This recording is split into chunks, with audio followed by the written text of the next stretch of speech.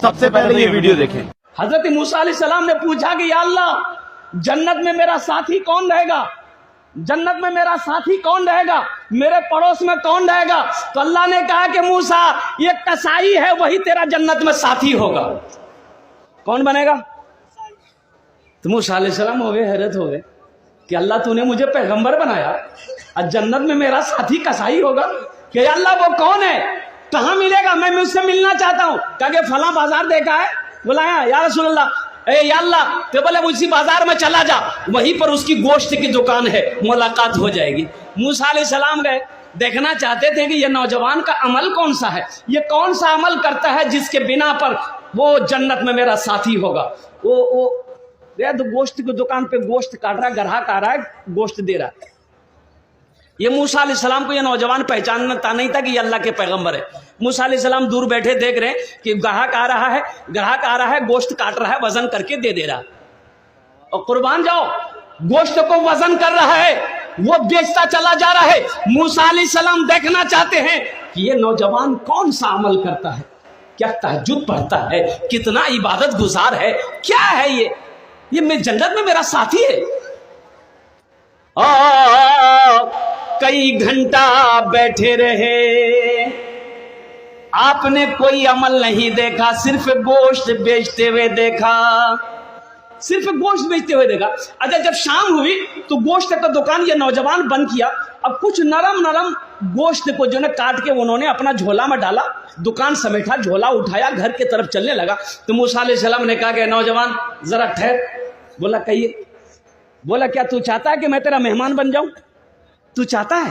تو نوجوان نے کہا کہ خوش نصیبی ہماری ہے، اگر آپ میرے گھر چلنا چاہیں آپ میرے مہمان بن جائیے۔ پہچانتا نہیں تھا کہ اللہ کے پیغمبر۔ بولا شوق سے آپ میرے گھر چل سکتے ہیں۔ بولا چل۔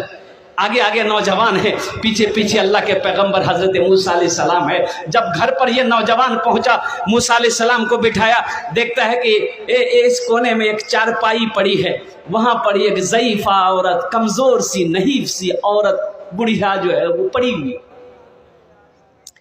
یہ نوجوان قریب گیا اور ماں سے اشارے میں کچھ بات کیا، بڑھیا سے ضعیفہ سے، اور اٹھایا، پانی کے چند گھونٹ پلائے، پھر ماں کو سلا دیا۔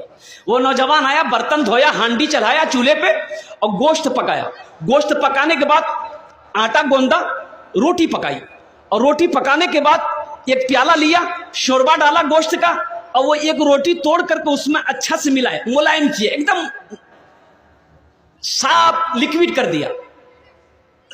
موسیٰ علیہ السلام دیکھتے جا رہے ہیں، اللہ کے پیغمبر دیکھتے جا رہے ہیں، قربان جائیے لکوڈ ہو گیا۔ یہ نوجوان چارپائی کے قریب گیا، چارپائی کے کونے میں بیٹھا، اپنی ماں کو اٹھایا، ہاتھوں میں سینے سے لگایا، یوں سینے سے لگایا، اور ماں کے پیالے میں پانی لے کر پہلے چہرہ دھویا اور اپنا گمچھا سے ماں کے چہرے کو پوچھا، پھر روٹی کا لقمہ اٹھا کر ماں کے منہ میں ڈالا۔ وہ ماں کھاتی جا رہی ہے، کچھ بول رہی ہے، اتنی طاقت تو نہیں، آواز تو نہیں ہے وہ دور والے سمجھ پائیں۔ تو موسیٰ علیہ السلام نے کان لگایا کہ یہ بول کیا رہی ہے۔ تو نوجوان سے پوچھا کہ تیری ماں کچھ بول رہی ہے؟ تو نوجوان بولا کہ میں کیا بتاؤں، میری ماں ایسی دعا مانگ رہی ہے کہ میں بتا نہیں سکتا۔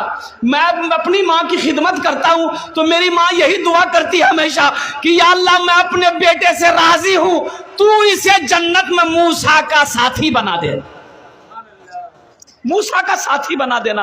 تو بتائیے کہاں ہم گنہگار ہیں، اب موسیٰ علیہ السلام اللہ کے پیغمبر ہیں، بھلا ساتھی بن سکتے ہیں؟ موسیٰ علیہ السلام نے اس کے پیٹھ پہ ہاتھ کو رکھا اور کہا کہ بیٹا جانتے ہو تم خوش نصیب ہو، اللہ نے وہ مقام عطا فرمایا، موسیٰ تیرے سامنے کھڑا ہے۔ ماں کی دعا رد نہیں ہوتی، باپ کی دعا رد نہیں ہوتی۔ اللہ توفیق دے۔ اللہ کے نبی جناب محمد رسول اللہ صلی اللہ علیہ وسلم اپنے ماں کے شکم میں تھے، باپ کا انتقال ہو گیا۔ جب 7 سال کی عمر ہوئی، ماں کے ساتھ مدینہ گئے تھے، اب مدینہ سے پھر مکہ لوٹ رہے تھے، راستے میں ایک جگہ ہے، ایک جگہ جس کا نام ہے مقام ابوا، وہیں پر ماں کی طبیعت خراب ہو گئی۔ حضرت آمینہ کی طبیعت خراب ہو گئی. ان کے ساتھ میں ایک دائی تھی, ایک خدمت گزار والی تھی, حضرت ام امن رضی اللہ تعالیٰ عنہ تھی. اتنا تیز بخار آیا حضرت آمینہ کو, اتنا تیز بخار آیا کہ وہ بخار اترتا تھا, چڑھتا تھا, اترتا تھا, یہاں تک کہ کبھی کبھی حضرت آمینہ بے ہوش ہو گئی اور اسی بے ہوشی کی حالت میں انتقال کر گئی. اللہ کے رسول صلی اللہ علیہ وسلم کی عمر 7 سال تھی. بھائی کتنی عمر تھی؟ 7 سال کی عمر میں ماں چلی گئی. تو اللہ کے رسول نے ایک موقع پر ارشاد فرمایا, کاش میری ماں آمینہ زندہ ہوتی, میں عشاء کی نماز پڑھ رہا ہوتا, سورہ فاتحہ تلاوت کر رہا ہوتا, میری ماں آمینہ آواز دیتی بیٹا محمد, تو میں نماز توڑ کر ماں کی بارگاہ میں حاضر ہو جاتا. میں نماز توڑ کر ماں کی بارگاہ میں حاضر ہو جاتا. پیتے پیتے دودھ کبھی چل میں جب چھپ جاتے تھے, خود ٹھنڈک میں ماں سوتی, گودی میں ہم سو جاتے تھے, گودی میں ہم سو جاتے تھے. ماں نیا کپڑا پہن کے بیٹھی ہے, بچہ کو گود میں لے کر, بچہ پیشاب کر دیا, ماں کو گھن نہیں آتی. رات میں بستر میں بچہ سویا ہے, بچہ پیشاب کر دیا اور کوئی دوسرا بستر نہیں ہے, ماں پیشاب کی طرف آ کے لیٹ جاتی ہے, اپنے بچے کو سوکھے میں سلاتی. ماں باپ کا مقام تو دیکھو کیا ہے. اور ایک بات یاد رکھنا, جو اولاد اپنے ماں باپ کے ساتھ جیسا کرے گی اس کی بھی اولاد ویسا ہی کرے گی. ایک بیٹا باپ کے کلے کالر کو پکڑا, کھینچ کے گھر سے نکالا باہر, کھینچ کے لے کے جا رہا تھا, تو ایک جگہ پہ جا کے باپ رک گیا, بولا بیٹا بس کر, اس سے آگے مجھے مت لے جا.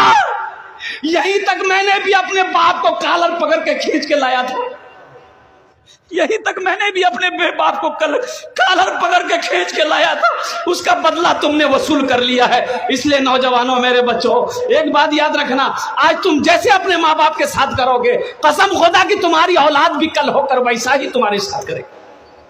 یہ بدلہ ہے, یہ بدلہ ہے, یہ بدلہ ہے. جیسی کرنی ویسی بھرنی. تو انشاءاللہ اپنے ماں باپ کے ساتھ اچھا سلوک کریں گے میرے بھائی کریں گے انشاءاللہ. کتنے لوگ کرو گے؟